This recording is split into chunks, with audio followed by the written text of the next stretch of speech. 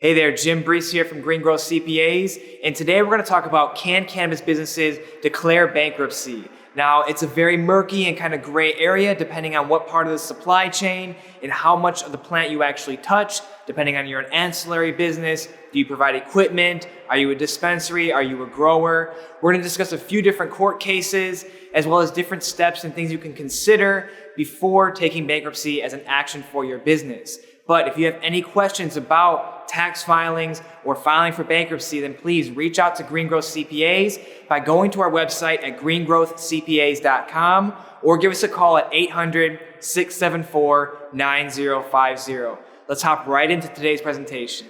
Hey there, Jim Brees here from GreenGrowth CPAs, and thank you for taking the time to watch our video today. And so what we're going to be discussing today is, can cannabis businesses file for bankruptcy? And as you know, starting a business, it's a lot of work. And the Bureau of Labor and Statistics reported this year that about 20% of small businesses fail in just their first year. And that's just a typical ordinary business. Now, in the cannabis industry, operators face all these different obstacles that other businesses don't have to face. Things like 280E, no access to banking, an extremely competitive market. So you can only beg to say that it's probably a higher rate for cannabis businesses failing in that first year. So what do you do when you start to accumulate a lot of debt? That convertible note doesn't convert over to equity and now your investor wants their money back. Well, what we're going to explore today is something that is going to open your eyes to another hurdle in the cannabis industry.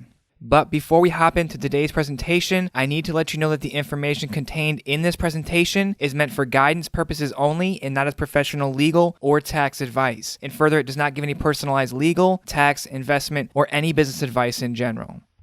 So specifically what we're going to cover today is what bankruptcy actually is. There's a few types of bankruptcy. You probably hear it on the news, this one or that one. We're going to break it down so you understand what the types of bankruptcy proceedings are. We'll explore two cases that kind of give some color and context to the cannabis industry, as well as ancillary businesses that depend on the cannabis industry. We'll talk about the implications for the hemp industry, and then we'll talk about what your options are. So if you were in business and you were going to file bankruptcy, and maybe you're prohibited from that now, what can you do and get yourself out of those financial woes? So first, what does it mean to file for bankruptcy? So business bankruptcy is when a business owner goes to a federal court for assistance in eliminating and repaying debt with the protection and guidance of a bankruptcy court. Now, a business is able to file for bankruptcy. There are three ways to do it, or three types to do it, depending on its business structure. So the first one, Chapter 7. And this is business bankruptcy or liquidation. And in this scenario, the debts of the business are substantial and it's not economically feasible to restructure them. And this business is usually dissolved and closed out. Next, you have Chapter 11. This is called business reorganization. Now, in this scenario, the company is reorganized and continues to operate under a court-appointed trustee. Then a plan is filed with the creditors outlining how the business will recover, with the creditors voting on whether or not to accept this plan. And then lastly, you have Chapter 13, which is personal bankruptcy. And sole proprietors are eligible to file for Chapter 13 bankruptcy. And in this scenario, the individual files for a repayment plan with the bankruptcy court. Now, the prevailing legal opinion in the cannabis industry is that cannabis business operators aren't eligible to file for these types of bankruptcies. Now, to date, courts have generally ruled that the debtors who work in the cannabis industry or derive meaningful income from cannabis activity,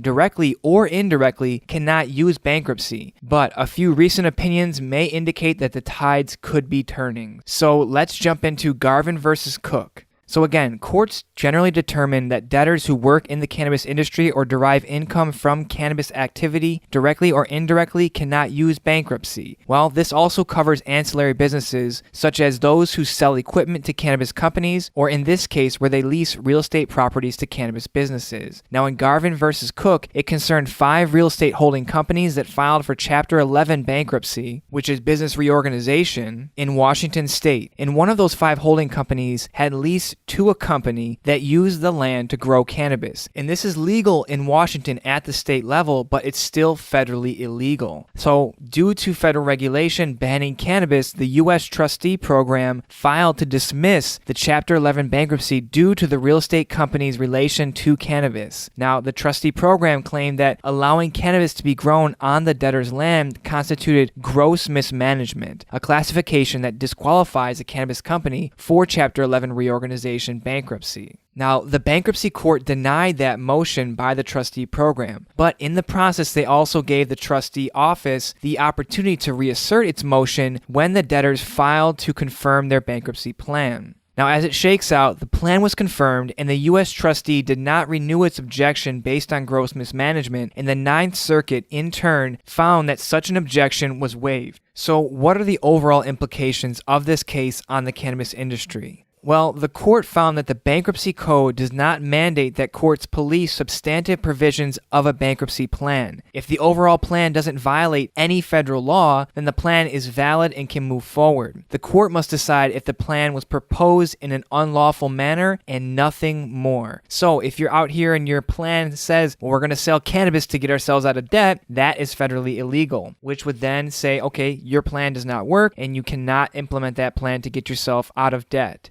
Now, if this interpretation sounds murky, well, it kind of is. And the narrow interpretation only has real implications for ancillary businesses in the cannabis market. And it should be taken with a grain of salt because there's another ruling in the Way to Grow case that makes things even more complicated. So let's go ahead and explore that case now. So in Colorado, this other case cracked open the door further for cannabis-adjacent companies to file for bankruptcy. So Way to Grow Inc. and two partner companies provided indoor hydroponic and gardening-related supplies when they filed for bankruptcy. And their expansion plans for their business were tied to cannabis, but not exclusively. Way to Grow had other customers that were not in the cannabis industry, but their growth plans were tied to cannabis. So in this case, a creditor moved to dismiss their bankruptcy claim because Way to Grow was in violation of the Federal Controlled Substances Act, or the CSA. Now, the court found that Way to Grow was breaching the provision in the CSA that makes it a federal crime to manufacture or distribute any equipment, chemical, product, or material which may be used to manufacture a controlled substance, knowing or intending or having reasonable cause to believe that it will be used to manufacture a controlled substance. So despite the fact that Way to Grow was not directly growing or distributing cannabis, their business model was clearly dependent on the income from the sale of cannabis. There was no way for Way to Grow to restructure their business profitably without selling their products to cannabis businesses. Therefore, the bankruptcy court ruled against Way to Grow. So as of recording this video today in November 2019, the ruling is now under appeal, so there's a chance that this precedent may change. So what about the hemp industry? So with the Way to Grow case, you understand that cannabis-adjacent businesses cannot file for bankruptcy as of right now. And most hemp businesses are what we call cannabis adjacent. And a result in Nevada ruled that hemp's removal from the Controlled Substances Act due to the 2018 Farm Bill, where hemp was removed from the definition of marijuana, hemp businesses actually operate under compliance with the federal law. But it puts hemp companies under the jurisdiction of the U.S. FDA, the Food and Drug Administration. And in that ruling, it kind of fell short of addressing what we call the Federal Food, Drugs, and Cosmetics Act. But what you hear and you've read that the FDA has a stance that CBD cannot be sold as a food ingredient or supplement. So in this ruling, right, the U.S. Bankruptcy Court for the District of Nevada said hemp and CBD are no longer prohibited by the Controlled Substances Act. And again, it did not address the Federal Food, Drugs, and Cosmetic Act. It was kind of murky. There's not really any resolution to it, but they did say, and they did bring up, well, where did the CBD come from? Was it hemp derived or was it from cannabis plants? So you really have to know where your product comes from when you're making a CBD brand or anything infused with CBD. Was it hemp derived or cannabis plant derived? And that will dictate how you can move forward in the bankruptcy courts. There is no precedent right now. There is not any standing case that says, okay, all hemp businesses can or all hemp businesses cannot use the bankruptcy court. So it's still a gray area. And I know you'd like to have some resolution on this. So would we, and so would every other business operator. But as a hemp business, it's not really sure if you can, but there are some reasons why you can use this system. Again, that hemp was removed from the definition of marijuana in the Controlled Substances Act by the 2018 Farm Bill. So let's go over some key takeaways here real quick. If you directly touch the cannabis plant, don't expect any bankruptcy protection. So if you're growing cannabis, manufacturing cannabis, distributing cannabis, selling cannabis as a retail, storefront, or delivery, don't expect any bankruptcy protection. And don't expect this to change anytime soon. Now, the trustee program, a section of the U.S. Department of Justice, has been cracking down to enforce federal cannabis laws related to personal and business bankruptcy. The agency has filed 88 enforcement actions since 2010, with 53 or 60% of those actually occurring in 2017 and 2018. More than 50% of those actions were for cases in California, Colorado, and Oregon, which are three of the largest cannabis markets in the country. So what can you really do? Well, if you're facing mounting debt as a cannabis business, your convertible note is not turning into equity, then we highly suggest that you speak with a lawyer and or a CPA to get advice. Now, since you can't file bankruptcy, you're going to have to find some way to pay off that debt. But one way to do that is you should consider selling your business to a competitor, especially if you have licenses, customers, and clients that they value that could derive some value. Maybe it covers all of your debts and then you can just finesse yourself out of it. Or look for a strategic buyer that is not one of your competitors, maybe someone who is upstream in the supply chain or downstream in the supply chain that wants to vertically integrate.